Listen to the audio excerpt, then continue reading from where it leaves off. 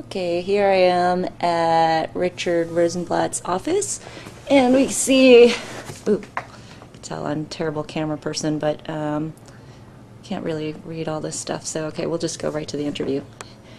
Hey, Richard. Hi, Bambi. So $1 billion valuation. That's pretty cool. How much are you guys making? How much are we making in profits? Yeah. Well, we actually don't disclose that exact numbers, but I will tell you that at least in some of the articles, they've rumored that our revenues are in excess of $100 million, which they are, and that we are profitable. And we've been profitable since the very first quarter the company was founded. And how do you make money? I mean, you have a lot of domain names, right? And you put ads on them. They're not they're not sites they're actually creating any content. But how many of those sites do you have? So we have over 1.5 million.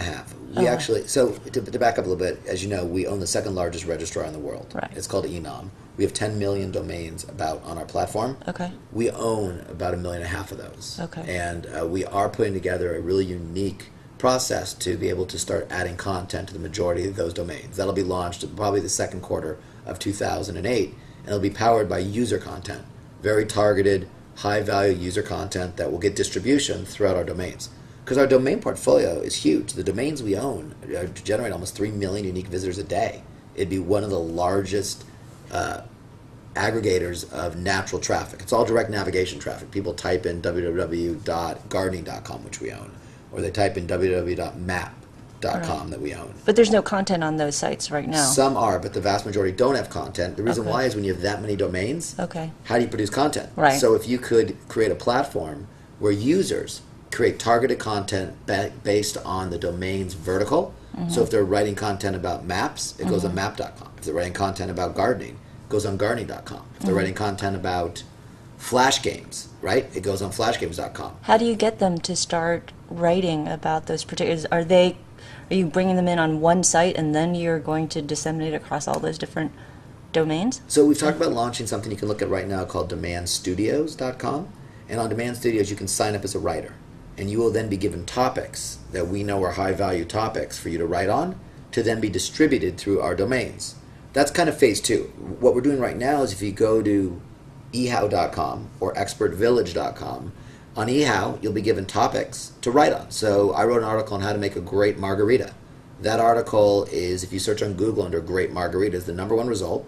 It's generating probably $200 a year just in advertising revenue from that, maybe $150 a year from that one article.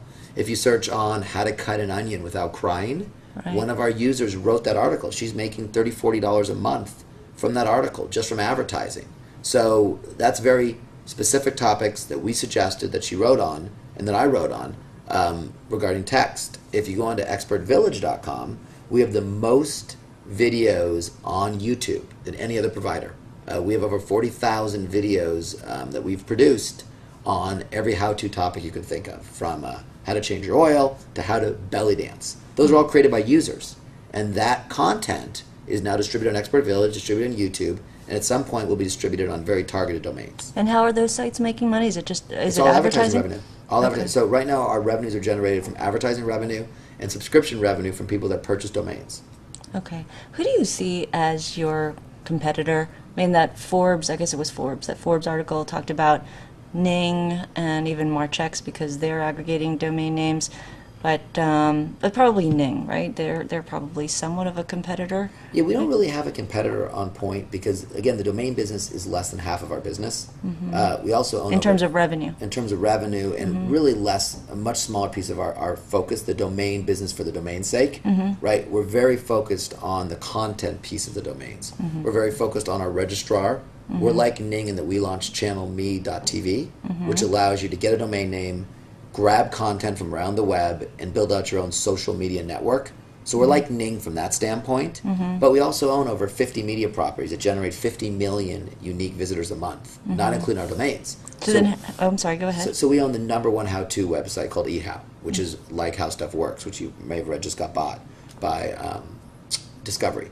We own the #1 video site for how-to on the web. It's called expertvillage.com. We own the #1 golf site called GolfLink. We own the number one hiking site called Trails.com. The number one aviation site, where over 80 million page views a month just about airplanes by users, called Airliners.net. We own the number one video site for the aviation community called Flight Level 350. So we own a bunch of what we call long tail categories. Right. So it's not finance, it's not auto, it's a lot of unique categories. Do you think you're competing with Oversea? No. Again, Oversea and Marchex and Name Media are really domain companies for the domain's sake. Right. We're a registrar that is just using the domain as a way to distribute content. So there's no competitor right on point. We're much more like a Yahoo. We're much more like a Discovery. We're more like a Scripps, which just spun off their interactive group. We're really a media company that uses domains as just a way to build our company. Right. Well, what about .tv?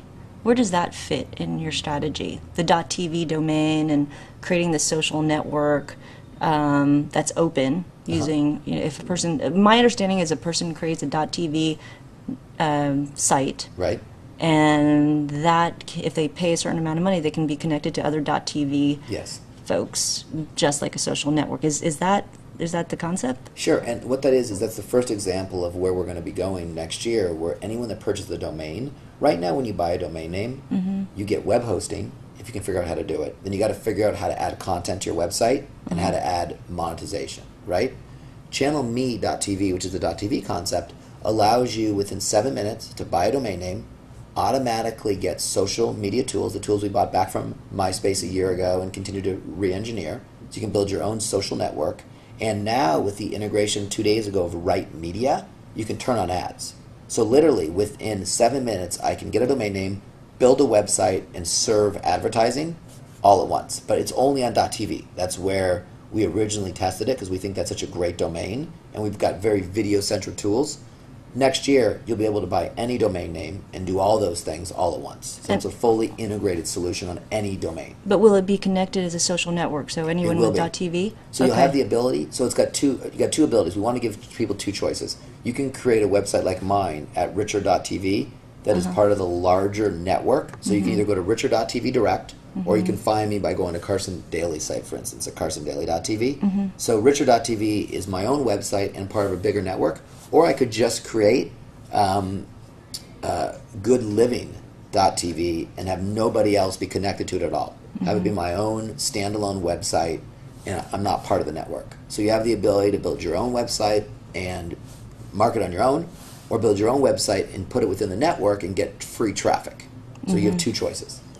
And do you think that, people will pay for that? I mean, I know people are paying for domain names, but they're also going on social networks, which is basically free. So you don't really have to. Right. You don't really have to pay for anything, like MySpace, right? You can create a profile there.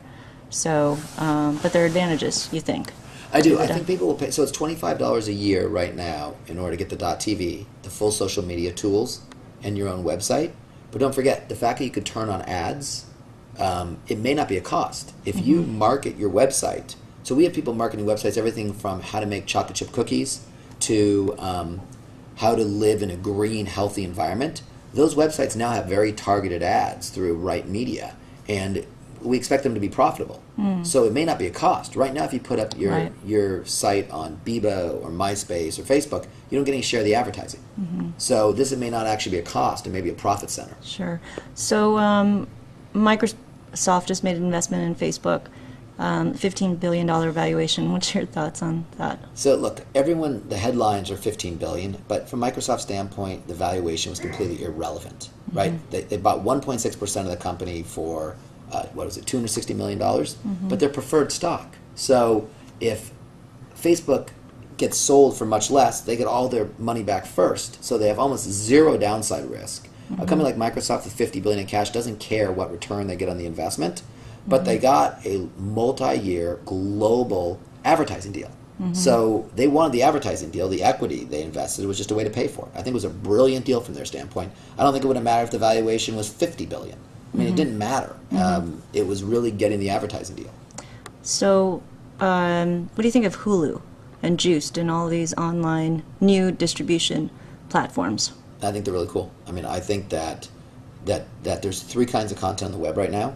There's professional content, which, as you know, Viacom's suing YouTube to get it taken off. There's the dog walking backwards and the wedding photos, which is kind of fun for the people that created it, but not really well used. And then there's made for internet video, and that's what we're doing. That's where Expert Village is the largest provider of made for internet video, right? Video that's made just for the internet, for a specific topic, and very easy to monetize because it's made for that topic. Hulu and Juiced are the professional side, and I think that's great content. People are going to really want to view that. The problem is that it's only owned by a few significant media companies, and they control it. Mm-hmm. So I think it's great. I think people that want to watch professional content, those sites will do very well. Okay. Final thoughts? Anything you want to say? Trends? No, nothing? I think it's great you stopped by here on Halloween. That's why, if you're wondering, I'm wearing this shirt. Yes, we have a didn't Halloween say it. costume, and I'm going to change later. This is my costume. This is my costume, and it's great to see you. Okay. Come by anytime you want. Thanks, Richard. Thanks, Bambi.